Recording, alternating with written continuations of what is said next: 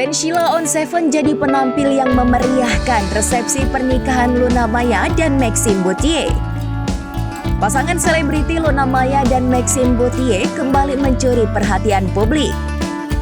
Setelah resmi menikah di Bali pada 7 Mei 2025, keduanya menggelar resepsi pernikahan di sebuah hotel mewah di kawasan Jakarta pada Rabu 30 Juli 2025. Yang membuat momen ini semakin istimewa, Luna Maya menghadirkan band legendaris Sheila on 7 sebagai penampil utama dalam acara tersebut. Grup musik asal Yogyakarta itu hadir sebagai kejutan untuk sang suami Maxime. Maxime pun mengaku sangat bahagia dan tak menyangka bisa menyaksikan Sheila on 7 secara langsung di hari istimewanya. Luna Maya mengungkapkan bahwa penampilan Sheila on 7 merupakan hadiah dari salah satu partner atau sponsor. Ia bahkan sempat merayu dua personel band Adam dan Eros agar bersedia tampil di acara tersebut.